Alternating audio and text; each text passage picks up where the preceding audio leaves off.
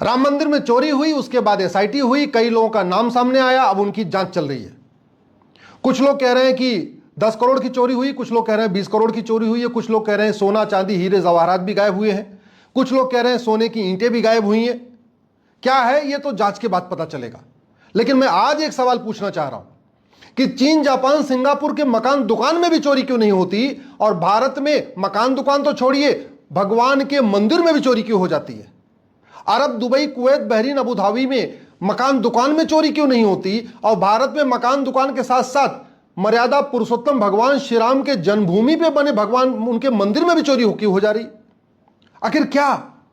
Australia में कभी सुना आपने कि वहां के धार्मिक स्थान में चोरी हो गई हो? कभी आपने सुना कि अमेरिका के किसी चर्च में चोरी हो गई हो? अगर नहीं हो रही है तो फिर भारत के मठ मंदिरों में चोरी क्यों होती है? और इतना तू मैं हो रहा है, आरोप प्रत्यारोप हो रहा है, लेकिन कोई इसका अस्थायी समाधान नहीं बता रहा है। जितने लोग चोरी के आरोप लगा रहे हैं, कोई ये नहीं कह रहा है चीन, जापान, सिंगापुर वाला कानून भारत में लागू कर दो। जितने लोग चोरी का आरोप लगा रहे हैं वो ये नहीं कह रहे अरब, दुबई, कुवैत वाला कानून भारत में लागू कर दो।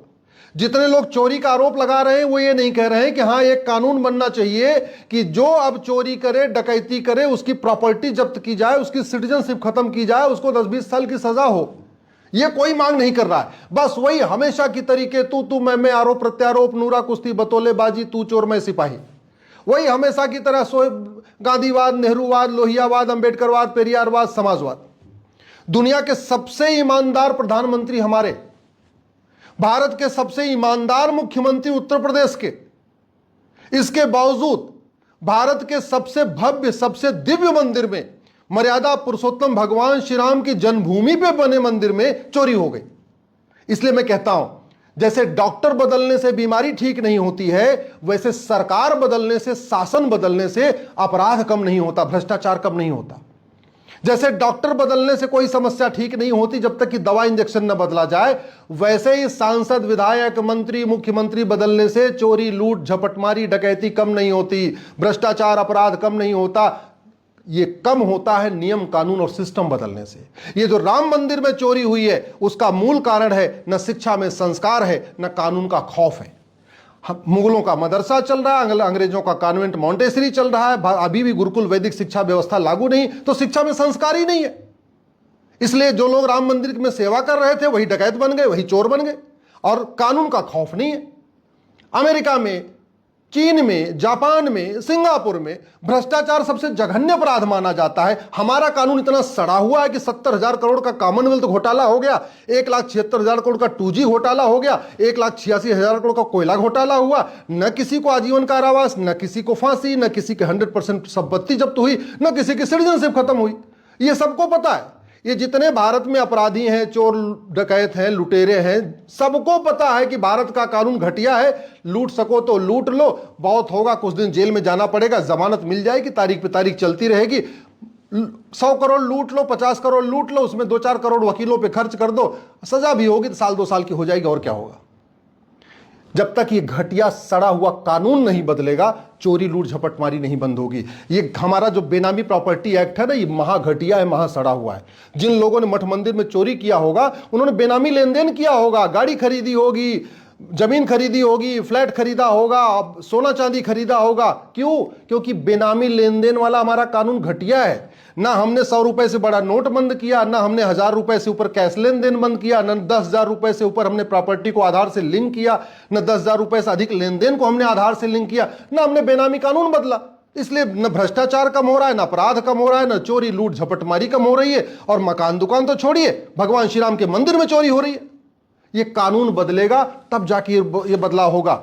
ये मंदिर में चोरी इसलिए हो गई कि चोरों को पता है हमारा हवाला विरोधी कानून महाघटिया है, सड़ा है। जो कैश चोरी हुआ है वो हवाला के जरिए इधर से उधर घूम गया होगा। चोरी हुई है अयोध्या में, पहुंच गया होगा ऑस्ट्रेलिया पैसा, कोई बड़ी बात नहीं है। चोरी हुई है यहाँ पे अयोध्या में, हो सकता है पैसा दुबई पहुंच गया हो या कहीं और भी पहुंच गया हो। क्यों? क्योंकि हमारा हवाला विरोधी कानून बहुत घटिया है। ये जो जितना भी काम हो रहा है ना, इससे ब्लैक मनी जनरेट होती है, उससे फिर कुछ कारोबार शुरू हो जाता है। और ये इसलिए हो रहा है क्योंकि हमारा ये ब्लैक मनी वाला कानून भी महा घटिया है, महा सड़ा हुआ है। ये जो पैसा जमा हुआ है ना, चोरी हुई है, ये किसी के गरीब के खाते में जमा होगी, फिर ट्रांसफर हो जाएगा। और ये सब इसलिए हो रहा है क्योंकि हमारा 1949 का बैंकिंग कानून महा घटिया है, महा सड़ा हुआ है।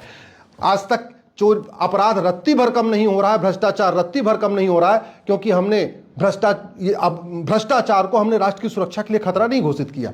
भ्रष्टाचार रत्ती भर कम नहीं हुआ क्योंकि हमने भ्रष्टाचार को अनलॉफुल एक्टिविटी डिक्लेयर नहीं किया। भ्रष्टाचार रत्ती भर कम नहीं हुआ क्योंकि हमने 150 साल के बाद बीएनएस बनाया, लेकिन इसमें ऑफेंस रिलेटिंग टू करप्शन नाम का कोई चैप्टर नहीं बनाया।